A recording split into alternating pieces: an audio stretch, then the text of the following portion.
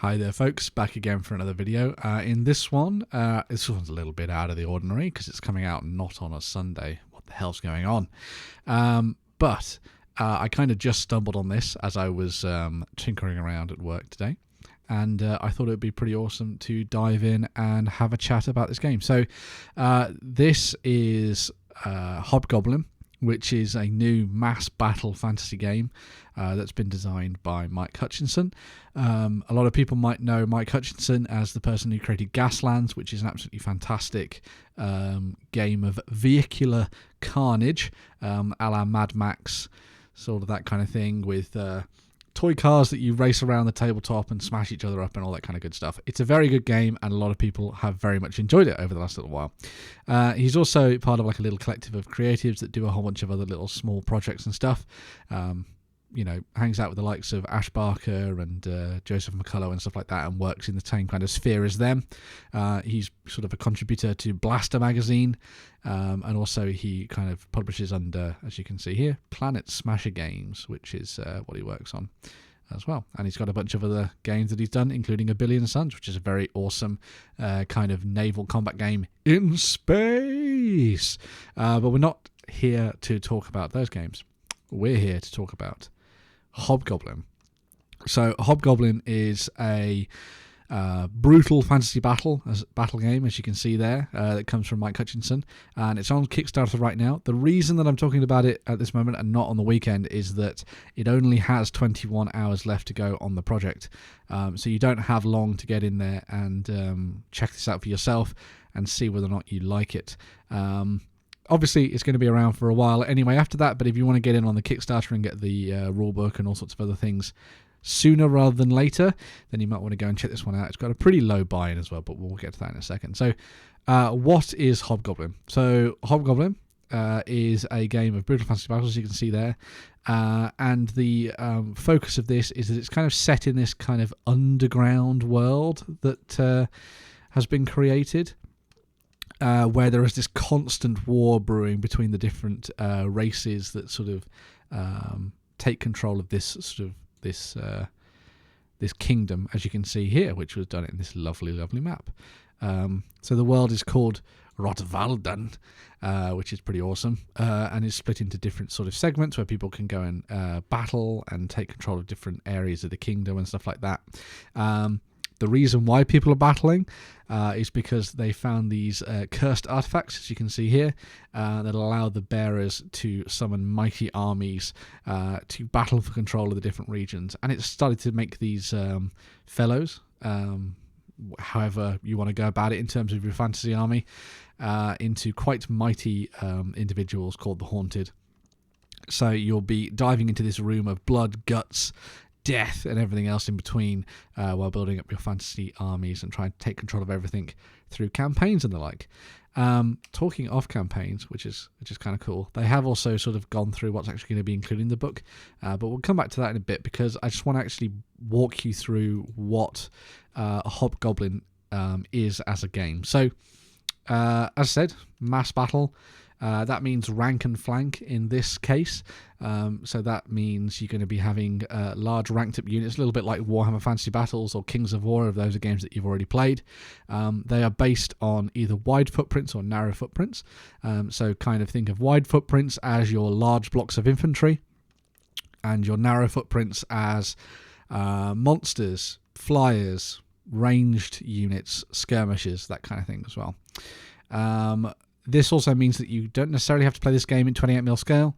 You could also play it in 32 or 35, or you could play it in 10 or 15 or 6 if you really wanted to. As long as the frontages are right, that's all you need, and you could just dive in and have fun with the game. The other thing that's really nice about this, and it's something that Hutchinson wanted to do with the rules when he set up the game, was that he wanted to try and make it so that it was very quick to dive in and play. And so you kind of your game rounds are based around these phases that you see here. So the initiative phase, you're going to be rolling a dice to see who goes first. Then there's a magic phase. The full rules explain magic in more detail, but genuinely, from looking at the videos that Hutchinson's done, you generate magic sort of gems effectively, and they are accrued by doing certain actions or doing certain things or playing certain cards, because there's like a fortune deck in the game as well, and also by the size of your army dictates how many sort of gems you get at the start of the game and that kind of thing, and they feed into doing magical spells. You've then got a shooting phase for anyone that has ranged weapons. There's a movement phase. There's the combat phase, and then we're going to move to the doom phase.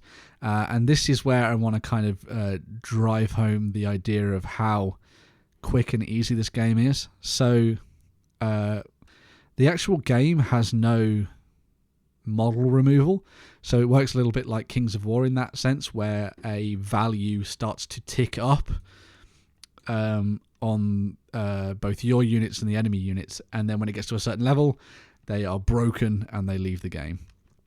So, for example, if we look at... and so it's all about trying to cause as much damage as you possibly can and wipe things off the table very quickly. The other thing that's really interesting about that is that it also means that this game can be played with huge amounts of units very quickly at the same time. So when I first saw this, I was thinking about it as kind of like the Kings of War style size, or like Warhammer size, where you maybe had, I don't know, a couple of regiments per side and they'd sort of march forward and battle and they'd be around for a long time and all that kind of thing. Lots of manoeuvring and pivoting. There's still plenty of manoeuvring and pivoting in the game. But the other thing, but what's quite nice about this is that you can just send units to their death and they'll just be, you know, they might die in a blaze of glory and destroy everything else around them, or they might stick around for a while depending on their doom and everything else that comes into it as well. So movement, as you can see there, just simple. It's based on the speed of the unit, which is nice and easy to do. And then you get into combat. So combat, both shooting and in close combat, is done via this target number table. So this dictates everything about your unit. So a light infantry unit, whatever it's made up of, has a courage of 10. That's how many doom markers they can have. Has a speed of 8. That's how many inches they can move. And then when you want to hit something, you compare your unit type against the unit that is defending. So a light infantry unit versus ranged infantry needs 3 pluses. Light infantry versus heavy cavalry needs 5s. It's monsters 6. The same applies for shooting attacks. So if you have ranged infantry, which have a range ability, whatever it might be, or in this case you've got like skirmishers who have an 8-inch thing, artillery is cannons and that kind of stuff, you do exactly the same thing. You take whatever the unit type is that you've gone for and you compare it against the unit in particular. You then have a series of keywords which can also be attached to particular units, and they will do certain things. So you have all these different common keywords here. So, for example, when you're ranged, you dictate how far they can fire, and then they gain the distracted quality, and you can see what the distracted quality means. This may not end the maneuver engaged with the unit and all that kind of stuff. So there's lots of different little keywords in there that allow you to tinker with the different ways that you build your armies and stuff. But as you'll notice, there's no like goblin light infantry, dwarf light infantry, heavy orc marauders or anything like that. In this game, when you build your armies, you essentially choose the base unit type for what you think applies to your army. You take that. So, for example, if it was light infantry, and we go back up to here, light infantry has a base cost of 300 points. Okay? And then they can have a keyword. So then you'd apply the keyword to it. So say you were making a unit of war dancers. Let's say war dancers. Okay, so war dancers, will say elven war dancers. Probably light infantry, I would say. So we'll make them light. Boom, there you go. And then, so that's 300. And then you want to look at their keywords. So they're probably nimble. So then we'd look at the nimble keyword, which works for them, and we'd throw it into the mix, and we see that nimble adds 75 points to the unit. So there we go. Suddenly we've built our unit of high elf wood elf war dancers or whatever. Say you were making a unit of undead skeleton warriors, okay? You'd go up to this, you'd be like, okay, well, again, they're probably light infantry, so that's 300 points. And then you go down to the different keywords, and you'd be like, okay, what kind of keyword would they have? Well, would they be terrifying? Don't think skeletons are particularly terrifying. Would they be tough? Maybe. Maybe we give them the fragile keyword because that seems like it fits to the idea of playing as skeletons. And maybe you'd make it so that these were, I don't know, let's think of it like new grave dirt skeletons. So they're freshly risen, so they're fragile, okay? So yes, they take a minus, but it means that your unit only costs 250, not 300. And so you're encouraged to dive in and have a lot of fun with the building of your army. And because you're starting to create huge mass blocks of infantry that will be charging towards each other and shooting and destroying things very, very quickly, you can, it seems to me like a game that could be really, really good fun without being bogged down. I mean, we've gone through, what's this, 4 pages of this kind of quick start rulebook. Obviously the full one's going to have a lot more in it, but I'd say that's enough to get playing the game and starting having fun with it and seeing where it goes and things. And I just really like this idea of the idea of building units and costing stuff for yourself isn't new. Lots of other war games have done something similar to that, but I think the thing that's really nice about this is that it kind of applies it to huge armies and also to a very quick and easy game system, which I think is really cool, because there's no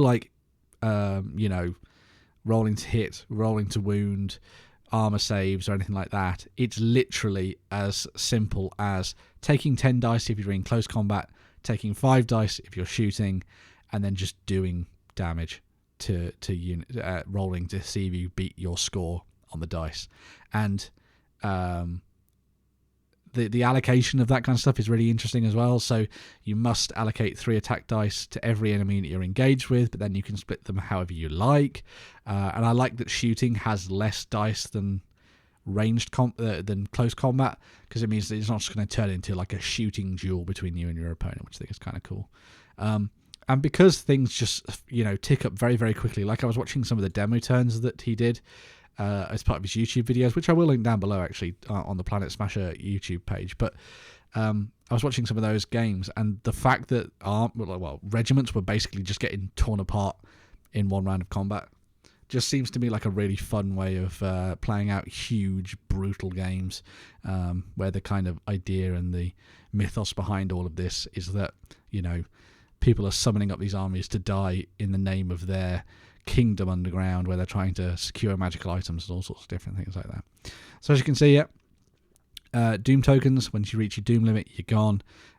Panic spreads throughout as well when things are taken away, and then everything else as well. And you can also do free maneuvers and all sorts of different things like that. So seems like a really interesting rank and flank game, I'd say, and I really like the way that they've designed or Mike's designed the creation of your armies, and this interesting, just quick and easy hit table, which I think is just a really fun way of getting started in a mass battle war game, especially if you've got a lot of stuff lying around that you just want to throw around on the tabletop in some fun, quick games.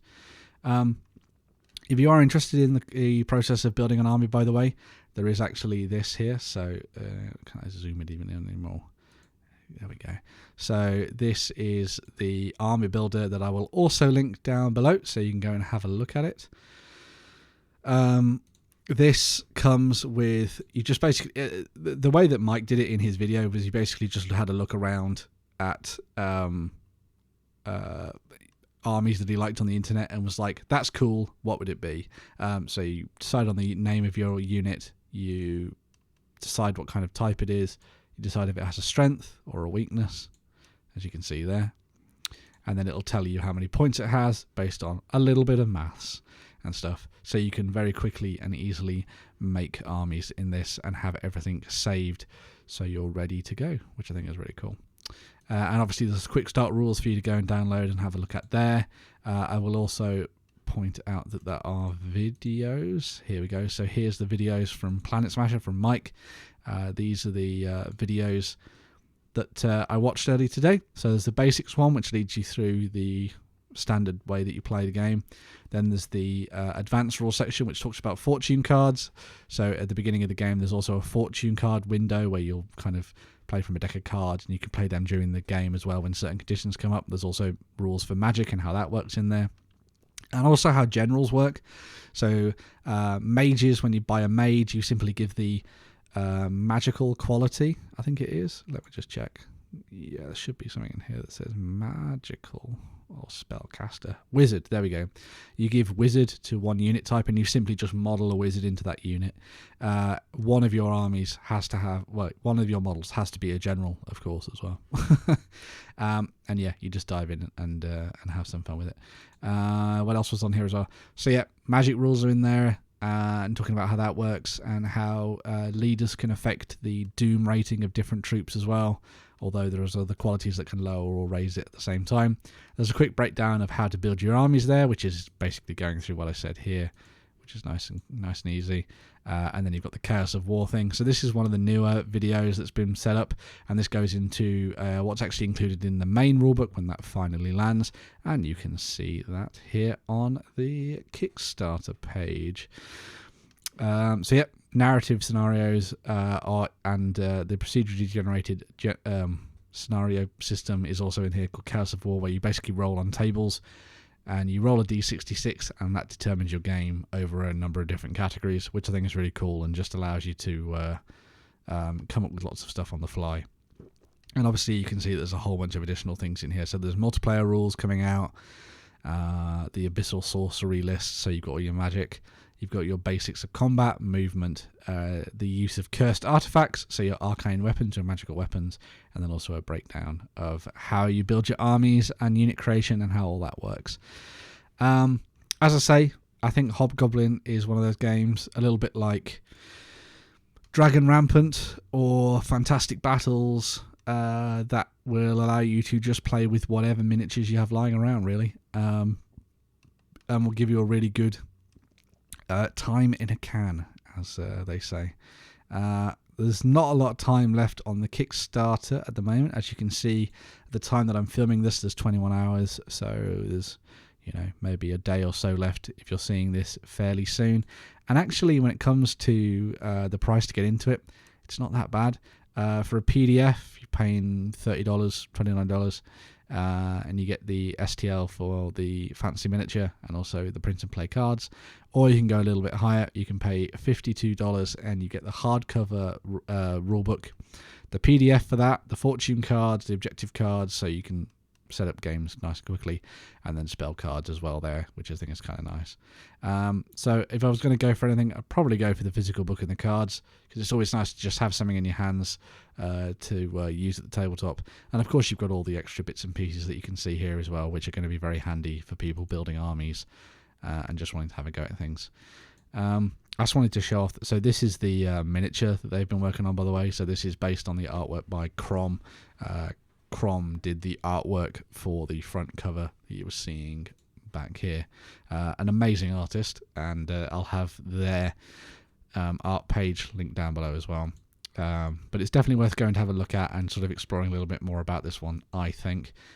Mainly because Hutchinson's had some really cool ideas in the past, and I think this is very much in the same vein. I like the idea that they sort of, well, he came to this with the impetus of making a big rank and flank game that could be played very quickly and didn't get bogged down in rules, and I think this pretty much does that, which I think is really cool. So definitely worth going to have a look at this and seeing what you think for yourself. Yeah. I don't think there's anything more to say, really. Hobgoblin looks awesome. Could be very interesting to dive into and play around with. One of the things that I have heard a lot of people say is that there's it'd be interesting to see a little bit more about the world of Hobgoblin and kind of in the way that people would view building armies and the aesthetic of it all. I think the cover from Crom kind of does a good job of that, but obviously it would be nice to see a little bit more of it. my immediate thought was to drop a bunch of the awesome miniatures from Red Book of the Elf King into this, because I think they'd be pretty on the money. But they are all slightly, I'd say, slightly pricey, because you've got to go them all in metal. There's no plastics there. You could also use this to do something first stagey for Middle Earth. That could be kind of cool. Just go into the Oathmark game, which is a good rule set in of itself, but this might be a fun way to kind of play around with mass battle gaming a little bit quicker than normal. But I'm sure there's loads of armies out there that can be 3D printed and everything else in between that would be really good for this, and I have no doubt that there's going to be people who are going to be making very Hobgoblin-esque armies that have got this kind of grim and dour look and feel to them in the future as well, so keep an eye out for that. So yeah, without further ado, I say go on over to the Kickstarter for Mike Hutchinson's Hobgoblin.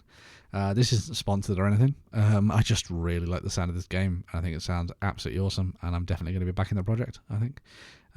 So make sure to get involved with this and tell me what you think down in the comments below. Do you like Mike Hutchinson's games? Have you played Gaslands? Do you like the sound of playing a quick and easy mass battle fantasy game on the tabletop where you can kind of build your own armies? I think it all sounds very cool indeed. So yeah, let me know in the comments down below what you think about Hobgoblin, and we'll generate a discussion. As always, like, share, subscribe, do all that good stuff, although you don't have to if you don't want to. I just like having a chat with people, and so please come along and say hello. There's also a Ko-fi link down there if you want to donate and you like what I do and you want to help me out with cups of tea and coffee and hobby supplies and all that kind of good stuff as well. But again, no real need to if you don't want to, because I just like having a chat. Anyway, I'm going to move on, and with that, I'll be back with another video over the weekend, so watch out for that. Bye for now.